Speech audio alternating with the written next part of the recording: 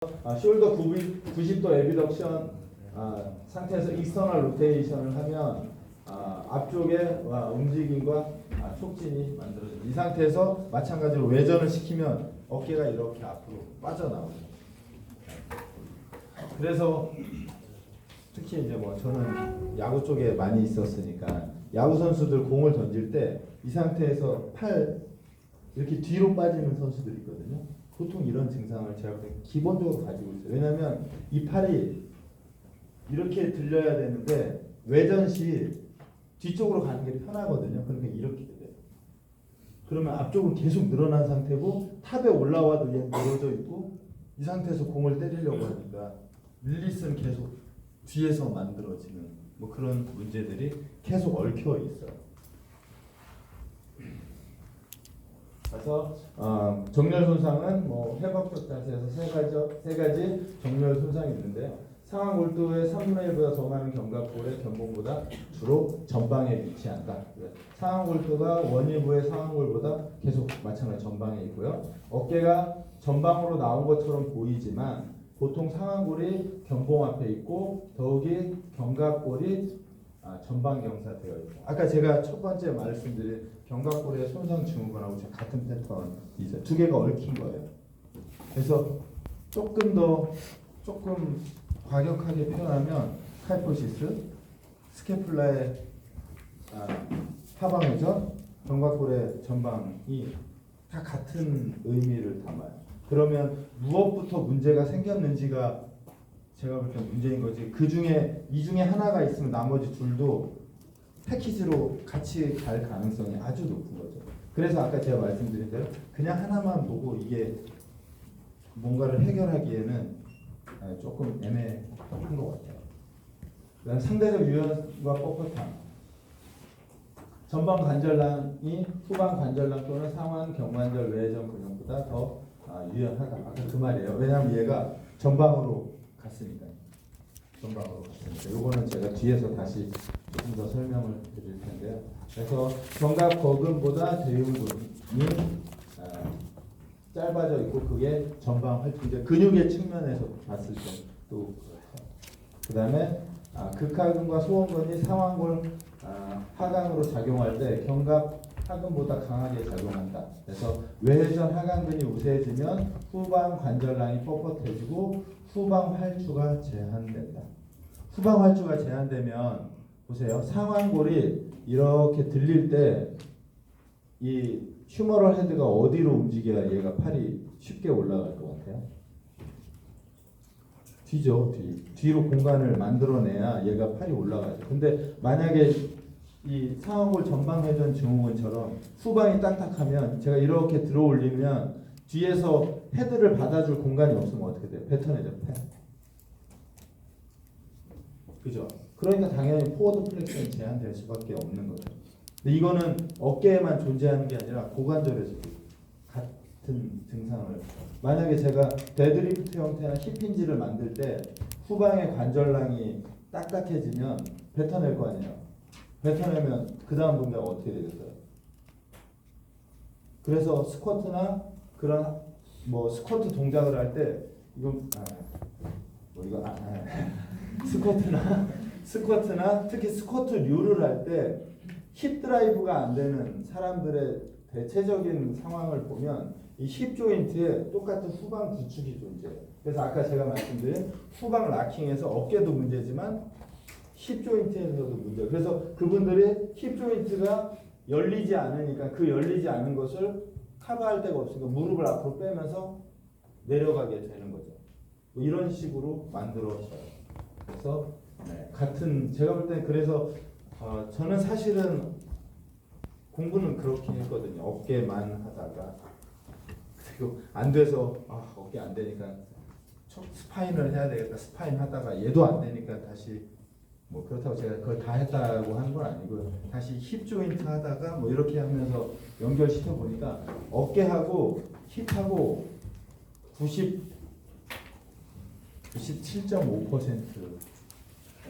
같은 거 같아요. 정말 놀랍게도. 그렇습니다. 그래서 후방 관절낭이 뻣뻣해져서 후방 활주가 제한된다. 그러면 우리는 아까 그래서 보셨는지 모르겠지만 플렉션 할 때 후방 활주 안 되니까 통증 생기고, 그죠? 그다음에 호리전탈 어덕션 할 때, 호리전탈 어덕션 할 때 더 많은 활주가 일어나야 되잖아요. 뒤로 얘가 물러나야 팔이 들어오니까. 근데 얘가 이렇게 밀려 들어오니까 통증은 더 심해지게 되는 거죠. 그다음에 견갑 하근이 약화된다. 견갑 하근. 근데 혹시 어깨 안 좋다? 그럼 제일 많이 하는 운동이 혹시 뭔지 이미지 떠올라져요?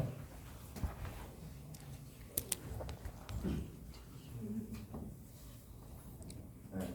제가 볼 땐 생각해 봐야 돼요. 이게 정말 맞는지. 저는 익스터널 로테이션 거의 안 시키거든요.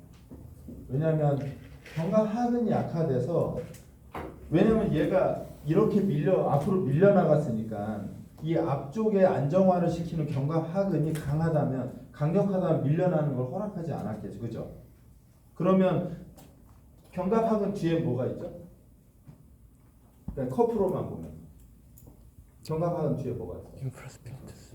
그렇죠. 극하근하고, 그렇죠. 뭐 소음근 얘네들은 단축되었다는 거예요. 그러면 얘를 풀어야 되는 게 기본적인 거죠. 그래서 포스테리어 쪽은 풀어야 되고 안테리어 쪽은 강화를 시켜서 앞으로 밀린 애들 빨리 센터로 넣어야 되는 거죠. 네. 그래서 견갑 하근이 약화됩니다. 그래서 얘를 꼭, 그래서 길어진다는 건 늘어난다는 거거든요. 그래서 이 전방활주가 생기고, 외회전근의 단축, 아까 말씀드렸듯이 후방활주를 방해한다. 외회전근이 단축돼서 짧아지니까 공간을 만들어주지 않아요. 그 다음에 대흉근이 단축된다. 그래서 이제 우리가 겉에서만 보니까 소흉근, 대흉근 단축이니까 어떻게 해요? 앞은 풀어야 될 것 같고 뒤는 강화해야 될 것 같으니까 이렇게 생각하는 거예요. 근데 이게 밖에 있는 근육과 안에서 그러니까 글로벌하고 로컬이 서로 반대작용을 일으키거든요. 안에 있는 근육이 약화되니까 밖에 있는 글로벌 근육들이 단축되면서 안에 있는 로컬 근육의 역할을 담당하려고 하는 거거든요. 근데 우린 겉에서만 보고 단축됐어? 풀어야 돼. 그럼 전면부는 무조건 푸는 거죠. 그 접근이 제가 볼 때는 뭔가 애매한 거죠. 그래서 대흉근의 단축이 상완골의 내회전을 만든다. 그다음에 외회전과 수평회전, 전방활주가 증가된다. 그래서 저는 사실 얘도 조금 의문이에요. 왜냐하면 제가 이 다음에 보여드릴 PPT가 제가 학위 논문을 쓴 거거든요. 이렇게 나왔는데 제가 선수를 보는데 이렇지가 않은 거예요, 도대체. 그래서 저는 왜냐하면 약간 고지식해서 책에서 보면 본대로 그대로 시키거든요. 하나도 안 틀리게. 물론 하나도는 아니지만 안 틀리게 하려고. 근데 상골이 내회전이 증가됐대요. 근데 제가 운동선수를 보면 다 내회전이 감소되거든요. 이건 뭐지? 얘는 왜 단축된다고 하는데 나는 단축되지. 그러니까 얘는 내회전이 뭐 이렇게 하면 증가된 거잖아요. 제에 의해서. 근데 왜 나는 계속 내회전이 단축된 선수만 자꾸 보는 거예요. 그래서 이제 그걸 찾아 들어갔더니 조금 이따 나올 거드라고 하는 게 그 안에 있더라. 그래서 아까 말씀드린 로컬의 움직임하고 글로벌의 움직임이 반대 방향으로 일어난다는 걸 제가 그때 조금 알았어요. 그래서 이제 일반적으로 확인 검사 이거 뭔지 아시죠? 리로케이션 테스트 검사인데요. 전방이 이완되어 있으니까는 검사할 때 이 상완골의 전방을 누른 상태, 그러니까 그냥 회전시키면 얘가 앞으로 나와서 통증이 생기는데 전방에서 압력을 가하고 회전을 하면 회전축을 여기에 있던 애를 가운데다 놓고 회전을 하니까 편한 거죠. 그래서 얘를 리로케이션 검사라고 하는데 제가 선수들 볼 때 제일 많이 쓰는 검사예요. 사실 왜냐하면 전방 활주가 일어났는지를 확인해서 만약에 제가 그 시험 감독관이면 저는 임핀지 테스트 절대 안 해요. 저는 무조건 이거 어깨는 무조건 이거 시키고 제 생각이에요. 왜냐하면 임핀지 알아서 우리가 어떻게 해요? 진단명이라서 임핀지 뭐 그래서 어떻게 하지? 양맥이나 물리치료를 시키나 아니면 주사를 놓나 우리가 할 수 있는 게 없거든요. 근데 전방 활주가 확인되면 해야 할 일들이 제가 볼 때는 이렇게 딱 연결이 되거든요. 그래서 뭐 개인적인 생각입니다. 그래서 이제 안정시에 상한 골조가 전방에 있는 것을 교정하고 운동하는 동안 전방 활주를 방지하게 만든다. 얘가 전방 활주를 방지하게 만드는 거죠. 그래서 견갑하근 운동으로 근육을 단축시켜야 되고요. 외회전 근육이 단축된 건 스트레칭을 통해서 인터널 로테이션을 증가시킨다. 그래서 내발기기 자세에서 후방 락킹, 경관절 앞쪽에는 뭐 테이핑하는 것도 괜찮은데 저는 뭐 개인적으로 테이핑 별로 선호하지 않아요. 왜냐하면 아까 말씀드린 대로 로컬 머슬에서 회전이 안 되는 걸 바깥에 글로벌 쪽에 테이핑으로 과연 가능할까? 저는 불가능하다고 생각해요. 물론 플라시보는 존재할 수 있겠지만. 그래서 아까 말씀드린 대로 보이시나요? 노멀한 그 휴머럴 헤드는 이것도 뭐 그림이 좀 그렇긴 하지만 그레노드 포사의 센터에 정 위치되어 있죠. 하지만 여기 보시면 스로잉 숄더는 포스테리어가 단축되어 있잖아요. 그죠? 여기가 단축되어 있고 여기가 늘어나 있으니까 얘가 전방으로 이동할 것 같잖아요. 근데 진짜 이동은 후방으로 되어 있어요. 얘랑 느낌이 좀 다르죠. 왠지 이렇게 앞으로 나올 것 같잖아요. 근데 이게 이미지가 필요한데요. 얘가 그레노이드 포사고 얘가 헤드면 이쪽이 앞쪽이에요. 그러면 이 상태에서 후방이 잡아 당기면 이렇게 갈 것 같아요. 이렇게 가면 안 짧아졌죠. 왜냐하면 생각해 보세요. 뒤에 있는 구조물이 이렇게 갔으면 안 짧아져요. 그죠? 둘 다 늘어났지.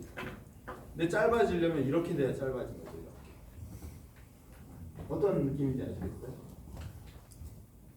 그러니까 이렇게 된 건데 우리는 이렇게 됐을 거라고 생각합니다. 이렇게 되면 둘 다 늘어진 거죠. 이렇게 잡혀 있는 상태에서 얘가 그냥 전방으로 이렇게 활주했다면 앞도 늘어나고 뒤도 늘어난 상태인데 이 그림으로 보면 어떻게 된 거냐면 뒤가 짧아졌으니까 앞은 이쪽이 전방이에요. 앞이 늘어졌으니까 이렇게 된 거예요. 이렇게. 오케이? 이해돼요? 왜냐하면 어깨 운동시킬 때 얘를 이해 못하면 정말 다른 걸 할 수 있어요. 얘가 해결이 돼야 돼요. 이렇게 되어 있는 거예요. 이게 그 그림이에요. 그래서 얘는 지금 왜 우리가 이제 저도 초기에 왜 헷갈렸냐면 얘를 1차원으로 생각한 거예요. 1차원. 그냥 앞쪽으로 이동하니까 이 상태에서 이동했잖아요. 그렇죠? 왜냐면 이건 1차원인데 3차원으로 놓고 보면 이 상태에서 이동하면서 롤이 벌어진 거죠. 그러니까 생각해 보세요. 이렇게 됐으니까 얘가 이렇게 밀리니까 익스터널 로테이션은 증가되고 인터널은 제한이 맞는 거죠. 그냥 이렇게 이동했으면 똑같은 길이니까 인터널 로테이션이나 익스터널 로테이션의 길이 변화가 존재하면 안 되는 거죠. 이거 이해되세요? 그래서 얘를 3차원으로 생각해야 돼요. 그래서 이제 제가 혹시 저도 뭐 요새는 헷갈리는데 기능 해부학을 왜 알아야 될까라고 하면 저는 그렇게 설명하거든요. 선수나 회원이 아픈 걸 계속 설명하면 저 여기에다가 그 아이언맨처럼 시뮬레이터 이렇게 탁 띄워서 계속 연상을 해야 되죠. 뭐 허리 아프다 그러면 요 펠빅은 어떻게, 요 주변은 어떻게, 그러면 거기에 있는 근육은 그러면 이제 그러면 짧아진 건 얘고 길어진 건 얘면 오케이. 나는 운동을 이렇게 이런 식으로 가거든요. 근데 얘를 1차원으로 생각하면 되게 심플한데 그렇게 심플하지 않고 그래서 요거 꼭 기억해 주시면 좋을 것 같아요. 그래서 혹시 뒤에 제가 다시 말씀드리겠는데 혹시 더 조금 자세히 보시려면 이 거드라는 걸 찾아보시면 좋고 그 다음에는 견갑골에서는 뭐 스카플라 디스카이네시스 아니면 스카플라 뭐 요거 찾아보시면 도움이 될 거예요. 여기까지가 견갑골의 이야기인 것 같아요. 그러면 혹시 질문 있으세요? 지금 스캐플라랑 GH 네 예발기계 처음 같은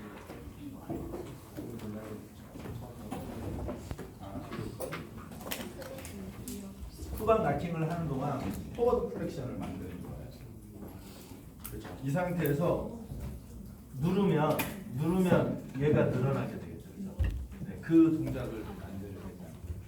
네, 후방 락킹을 하면 얘가 이 강제적 플렉션이 만들어지게 됩니다.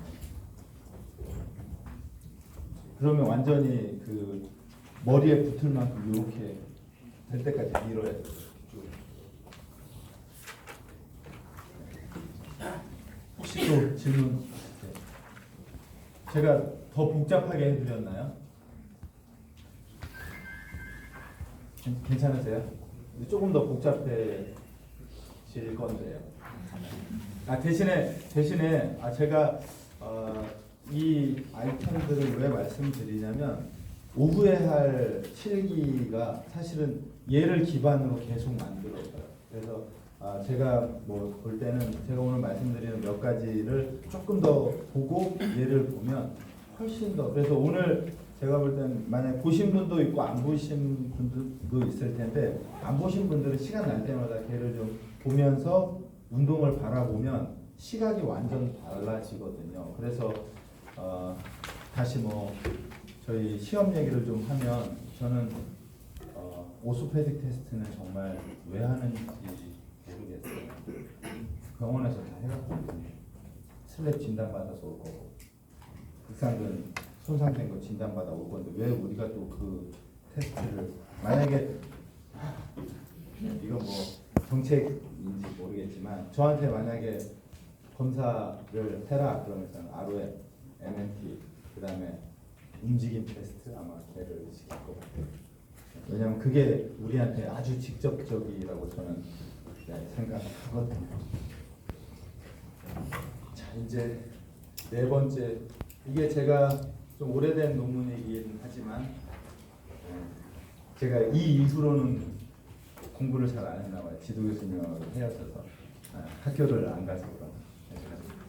헤어진 건 아니고요. 그래서 제가 이제 그 나름 연구한 게 아까 말씀드린 GH 그다음에 스캐플라 도대체 이것들은 뭐지? 어떻게 해야 어깨를 해결하지? 뭐 하다가 제가 찾은 거고요. 그래서 안에 얘기들만 하면 일반적인 스포츠 선수상이 한 대략 7% 정도에서는 어깨에서 나타난다고 하고요. 그 다음에 야구의 부상 중에 어깨가 갖는 부상은 대략 한 32% 정도 된다고 해요. 그래서 조금 전에 말씀드린 그레노이드 토사가 휴머럴 헤드에 전체 그 관리할 수 있는 카바 영역이 25%에서 30%밖에 안 되죠. 그래서 이것이 불안정성을 만들어내게 되는 원인이 되는 거죠. 근데 뭐 그걸 단점으로만 보면 불안정성이 만들어지지만 그 불안정성으로 인해서 굉장히 큰 가동 범위를 우리는 확보하게 되는 거죠. 그래서 이 불안정성을 해결하기 위해서 레이브럼이라고 하는 그 구조물들이 헤드의 안정화를 만들어내죠. 그게 이제 보통 요거고 이게 상하부 쪽 후방으로 가면 슬랩이라고 하게 되고요. 그 다음에 후방 쪽에서 그 손상이 일어난 베넨 리전이라고 하고 전방이 다치면 방카르트라고 하고 하방에 문제가 생기면 혹시 뭐라고 할까요? 50대? 프로진 숄더? 왜냐하면 하방은 구축이거든요. 하방이 지금 제가 앞쪽에서는 상완골이 전방으로 향한다고 했잖아요. 그 다음에 두 번째 나타나는 증상은 상방이에요. 이렇게 제일 먼저 흔한 게 전방활주고요. 그 다음으로 생기는 게 상방활주예요. 그러면 전방활주하고 상방활주까지 만들어졌다. 그러면 헤드가 어디로 갈 것 같아요? 제가 산으로요? 어디로 갈까요? 네, 아직도 저랑 관계가 별로 좋지 않네요. 이렇게 가겠죠, 그죠? 양쪽에서 잡아 당기니까 앞에서 위에서 탁 잡아 당기면 이렇게 가죠. 그러면 전방 활주하고 상방 활주가 생겨서 상방에 임핀지먼트, 예를 들어 인터널 임핀지가 생겼다. 만약에 그렇다면 구축된 데는 어딜까요? 단축. 이렇게 아닐까요? 그죠? 그러니까 얘가 밀어서 일로 갔을 거 아니에요? 그죠? 그래서 아까 제가 잠깐 말씀드린 전방활주만 존재하는 뭐 선수들 회원, 그 다음에 상방활주까지 있다. 그러면 지금 안 좋음이 진행되고 있는 거잖아요, 그죠? 근데 왜 제가 그러니까 상방활주에 대해서 얘기를 했냐면 이 상방활주는 이 안에 구조물이 엑실러리 파우치거든요. 이 상완골이 외전될 때 엑실러리 파우치가 이렇게 주머니가 있어요. 항상 공간이.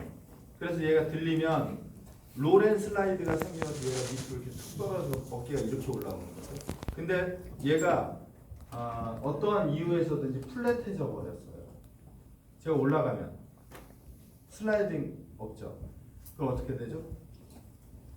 상방에 임핀지가 생길 수밖에 없죠. 그래서 뭐 대략 이런 문제가 생겨요. 그래서 상방 활주만 존재하는지 아니 전방 활주만 존재하는지 상방 활주가 같이 존재하는지는 한번 확인해 볼 필요가 있는 거죠.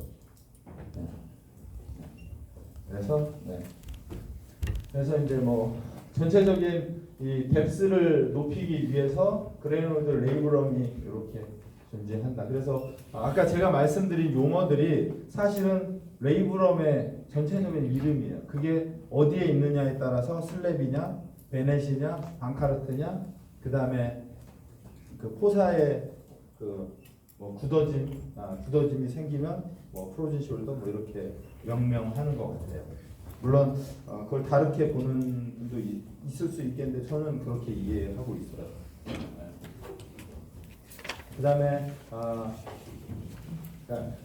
어깨의 정적 안정화 구조물들은 캡슐, 레이브럼, 전방, 상방, 중간, 하방에 있는 인대들. 얘네들이 그 안정화, 그러니까 움직이지 않는 상태에서의 안정화 구조물들이고요. 그 다음에 동적 구조물들은 바이셉스 롱헤드, 그 다음에 서브스카플라리스, 수프라스피나터스, 인프라, 페러스 마이너들이 움직일 때 안정화를 잡아주는 구조물들인 거죠. 그래서 아까 말씀드린 대로 특히 바이셉스가 안정화 역할을 못하고 있다는 건 헤드가 전방으로 상당히 진행되어 있다는 것을 알 수가 있죠. 네. 그래서 뭐 일반적으로 스로어 던지는 사람들은 순서라고 보시면 되거든요. 로테이트 커프의 머슬 패티그가 생기게 되고요. 이로 인해서 익스터널 로테이션이 증가하고요. 그 익스터널 로테이션은 포스테리어 캡슐의 타이트함으로부터 발생되게 돼요. 왜냐하면 아까 제가 말씀드린 후방 구조물이 당기니까 얘가 이런 식으로 회전을 하게 되는 거죠. 그것에 의해서 인터널 임핀지가 생기고요. 이것들이 불안정성이 계속 증가하게 되면 안테리어, 인페리어의 락시티가 생기고 이건 다시 포스테리어의 타이트함을 계속해서 만들어내죠.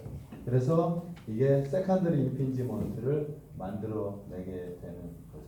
그래서 아까 말씀드린 안테리어 캡슐에 느슨함들이 발생하죠. 그래서 예를 들어서 그런 경우들이 있어요. 임핀지먼트가 있다 하면 익스터널 로테이션이 증가되어 있을 가능성은 아주 높고요. 그러면 포스테리어 캡슐은 타이트해져 있으면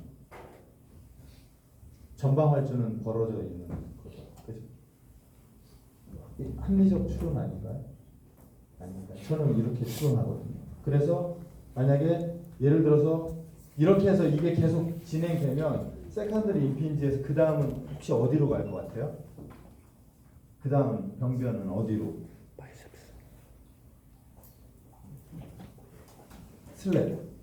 슬랩으로 가죠. 그렇죠? 슬랩으로 가면 아까 마찬가지로 슬랩이 존재하다면 세컨더리 임핀지 존재하고 인스테빌리티, 인터널 임핀지 존재할 물론 딱 맞아떨어지진 않지만 가능성은 상당히 높아요. 왜냐하면 얘가 그런 프로세스에 의해서 여기까지 오게 되어 있거든요. 그래서 이렇게 보시면 될 것 같아요. 그래서 인터널 로테이션의 감소, 이 인터널 로테이션의 감소는 익스터널 로테이션의 증가가 돼요. 그래서 일반적으로 최초의 그 움직임의 제한은 인터널 로테이션이 제한된 각도만큼 익스터널 로테이션이 증가돼요. 그래서 토탈 레인지는 그냥 그대로 유지되는 게 일반적이죠. 그래서 아까 보여드린 안테리어 캡슐의 스트레칭, 그 다음에 포스테리어의 타이트함. 그래서 아까 말씀드린 대로 지금 여기가 정상 수준의 ROM이라고 보면 여기도 180 정상이죠. 그런데 인터널 로테이션은 상당히 제한되어 있고 팔이 뒤로 밀려 있죠. 그래서 만약에 그 투수들이 투구 수가 증가하거나 시즌이 계속 증가하면서 볼이 높아진다고 하잖아요. 그죠? 그런 얘기 혹시 방송에서 들어보셨나요? 볼이 높아진다고 하는 건 이 인터널 로테이션이 원래 릴리스 포인트가 여기였던 게 계속 뒤로 밀리게 되는 거예요. 그죠? 그러니까 당연히 공이 뜰 수밖에 없겠죠, 위로. 왜냐하면 후방 구조물이 계속 딱딱해져 가니까. 그래서 이게 심해지면 이제 여기까지 이렇게 넘어오게 되죠. 이런 현상들이 벌어져요. 그래서 거드가 25도의 각도 차, 그 다음에 IR을 잃고 ER이 증가하고, 그 다음에 이 토탈 아크가 잃어버린다. 이렇게 되면 일반적으로 거드라고 칭해요. 그 다음에 휴머럴 헤드 리트로 버전은요. 사실은 제가 한 시즌을 연구한 건데 성인이 한 시즌 치른다고 상완골 뼈가 틀어질 리는 없겠죠. 그죠? 그리고 결과에도 변화가 없다라고 되어 있는데, 근데 꽤 많은 선수들이 약간의 토션이 생기긴 했어요. 생겨 있었어요. 그래서 여기서 보여주는 것처럼 4개월에서 4세까지는 대략 60도, 38.6도 이렇게 변해가면서 생기는데 웨이트 코킹에서 이제 이런 문제들이 생긴다고 해요. 그래서 가끔 보면 야구 선수들이 그 휴머러스가 프랙처 되는 경우들이 있거든요. 저도 처음 봤어요. 직접 얘기는 들었는데 저희 고등학교 선수 중에 하나가 수술을 하고 나타난 거예요. 상완골이 프랙처 됐다고 하더라고요. 공 던지다. 그 토션을 못 견디니까. 안타깝지만. 그래서 휴머럴 헤드 리트로 버전 플레이어들은 이렇게 ROM의 변화가 생긴다. 이렇게 되어 있어요. 그래서 여기서 보이는 것처럼 ER의 증가가 아까 제가 말씀드린 포스테리어 캡슐의 구축에 의해서 증가도 생기지만 공을 일찍부터 많이 던져서 이 리트로 버전이 생긴 선수도 자연적으로 뼈의 틀어짐에 의해서 이렇게 ROM이 증가될 수 있다. 그 다음에 스카플라 휴머럴 리듬 이렇게 제가 검사를 했고요. 네, 그 다음에 아까 말씀드린 스카플라 디스카이네시스는 이렇게 됩니다. 그래서 이 펑션의 문제가 생긴 거고 그 움직임이 변화된 거죠. 그래서 타입을 살펴보면 인페리어 앵글이 뜬 것 이걸 타입 1이라고 하고요. 메디얼 보더 뜬 것을 타입 2라고 하고 슈페리어 보드 같은 걸 타입 3, 그 다음에 시메트릭한 스카플라 휴머럴의 문제는 타입 4 이렇게 정의를 합니다. 그 자동차처럼 제로백 아시죠? 제로백. 제로에서 100km 도달되는 시간. 근데 어떻게 보면 그거보다 더 하지 않나요?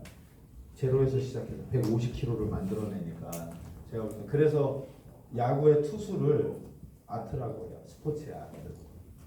왜냐하면 아무것도 쓰지 않은 상태에서 150을 0. 몇 초 만에 만들어내는 거거든요. 그러니까 이제 그 내구성이 생각보다 엄청 강해야 되죠. 그래서 오버헤드 스로잉 선수들이 머슬 패티그, 그다음에 위크니스, 머슬의 임발란스, 얘는 조인트 캡슐의 락시티를 만들고 얘는 인저리를 만들어내는데 얘는 그레노 휴머럴 캡슐, 레이브러, 로테이트 커프들의 문제가 생긴다. 그래서 이제 제가 연구하고 싶었던 건 그레노 휴머럴 조인트의 부상은 거드, 휴머럴 헤드, 스카플라 휴머럴 리드, 머슬 스트렝스, 프로프리셉션들을 검사해서 과연 어떤 것이 데미지를 가장 많이 주거나 프로세스를 갖나 뭐 이렇게 하는 거였는데요. 제가 본 거로는 가장 많은 것들은 사실은 이 거드는 상당히 진행되어 있던 상태였고요. 머슬 스트렝스하고 프로프로셉션, 스카플라 휴머럴 리드, 이런 거드 이런 순서였던 것 같아요. 그래서 네, 논문에 대한 건 이렇고요. 그래서 경관절의 ROM, 그다음에 스카플라 휴머럴 리드 확인하고 사이벡스 통해서 각 각도마다 아이소메트릭하게 검사하고 그다음에 풀 레인지로 아이소 카이네틱으로 검사해서 제가 3번 검사했거든요. 시즌 전, 중, 후. 그래서 어떻게 변해가는지를 확인을 했죠. 네. 연구는 이렇게 했고 그래서 이제 인터널 로테이션은 이 각도계를 이용해서 검사했고 그다음에 스카플라 휴머럴 리듬은 지금 상완골에 각도계 붙이고 그다음에 스캐플라 보더에 경사계 붙여서 예를 들어서 제로에서 확인하고 30도에서 확인하고 60도 확인하고 90도 확인하면 그 스카플라 휴머럴 리듬이 각각의 각도마다 2대1의 비율로 움직이는지 얘를 확인하는 검사를 이렇게 경사계에 붙여서 그래서 스카플라 리트로 버전은 엑스레이를 통해서 했고요. 그다음에 사이벡스 이용해서 아이소메트릭 확인했고 그다음에 프로프리오셉션은 아이소메트릭까지 했고 프로프리오셉션은 어떻게 검사를 했냐면 누운 상태에서 얘가 제로 포지션이니까 누운 상태에서 대략 예를 들어 70도를 인지시켜요. 묶고 얼굴을 가렸죠. 되게 간단하게 하는 방법이거든요. 그러니까 이 고가의 장비가 없어도 충분히 할 수 있어요. 이 상태에서 시작해서 70도 인지시키고 거기를 3초간 둬요. 여기 70도야. 기억해. 오케이. 그리고 다시 제자리 환원. 찾아가. 그럼 자기가 눈 감고 거기를 찾아가는 거예요. 그래서 그 자리를 정확하게 찾아가면 머슬의 펑션하고 프로프리셉션이 좋은 거잖아요. 근데 이제 좋지 않은 선수는 70도인데 60도에서 원래 위치라고 하고 90도까지 가버리기도 하고 먼저 이런 검사를 하게 된 거죠. 근데 확실히 피로해지니까 프로프리셉션이 떨어지더라고요. 뭐 이렇게 검사를 해서 했습니다. 그래서 제가 뭐 이 논문을 쓰게 된 가장 큰 이유는 아까 말씀드렸듯이